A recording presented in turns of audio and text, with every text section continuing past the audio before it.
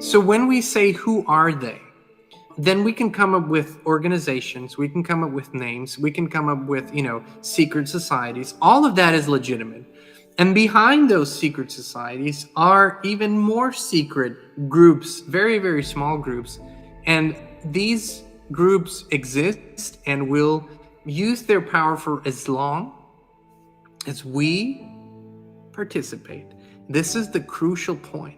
The crucial point is not who are they, but at what point have we become them? At what point have we allowed ourselves to become like them or play their game or play their darkness? And this is really important. And I want to share with you the observation of the two hearts.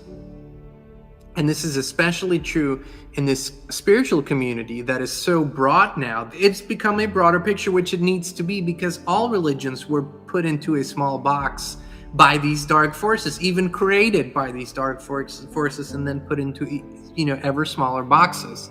But what has become in this spiritual community such a big trend is to feed the matrix heart. And what I meant earlier when I said we have two hearts, we have the matrix heart and we have the real authentic divine heart. And the matrix heart is what we perceive as the heart, where so many of these quote unquote spiritual teachers tell us just to do what feels good, right?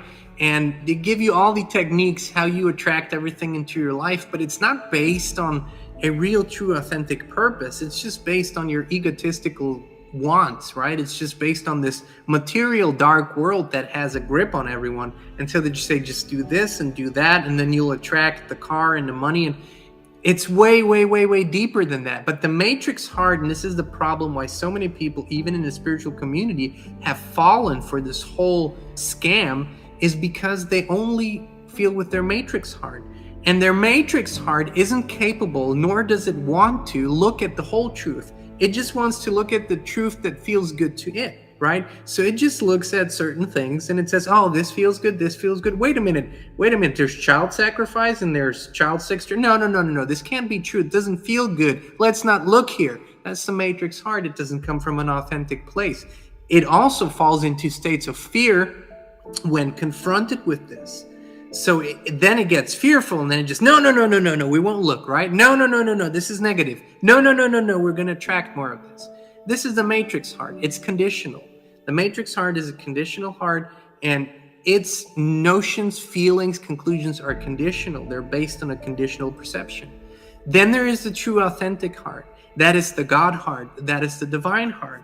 The divine heart never excludes anything. The divine heart never shies away from looking at the whole truth because it is rooted in the whole truth. It comes from the whole truth. So it looks at all of its expressions in all of its ways. But the divine heart is rooted in this divine light energy.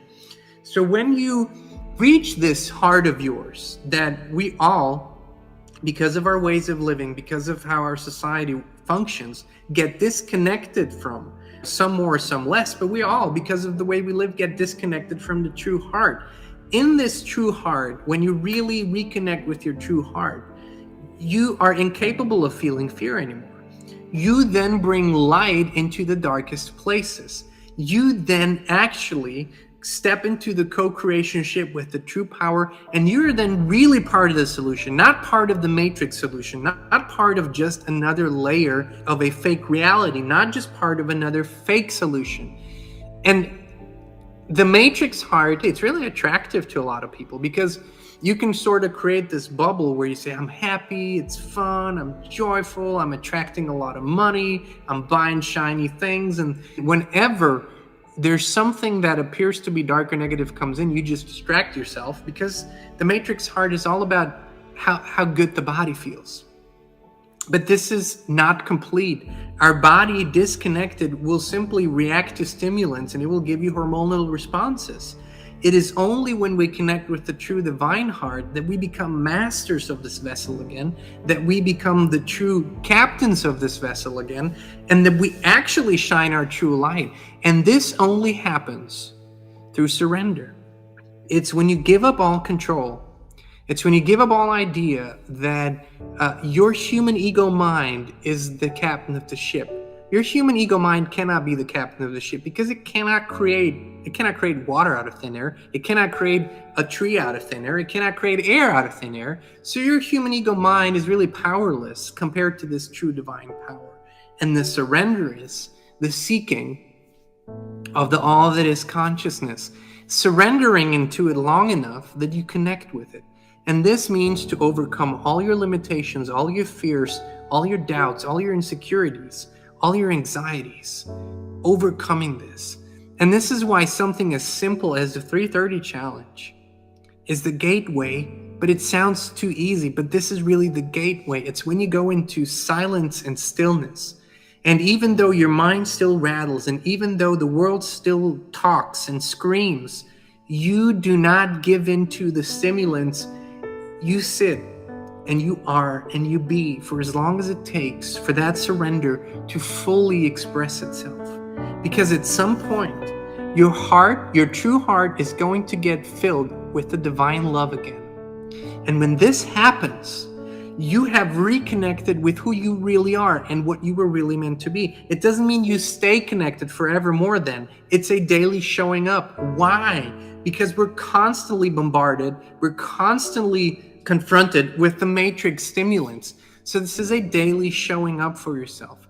But this is the key component of it all, because then we step into true, authentic feelings and thoughts.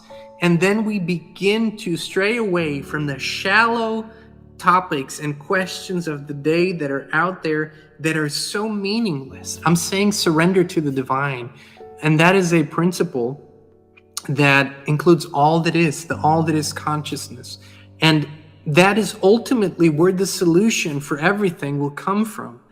Because in this energy, when we step into our true authentic hearts, when we really connect with the divine, really surrender to it, that dark force doesn't have a playground anymore. It's like pulling the rug away from underneath them. It cannot exist anymore. And this is not happening overnight. This is a process.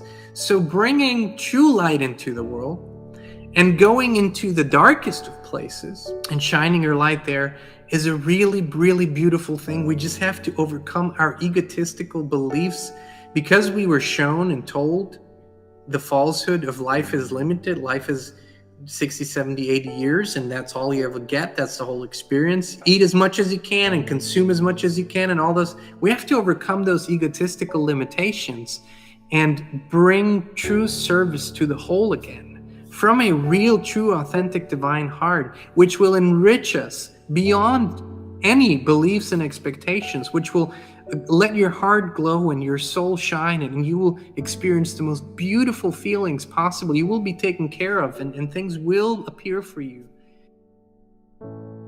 Hey, this is John Nolan. Thanks so much for watching. You can watch the full live stream on this topic by clicking on the link in the description.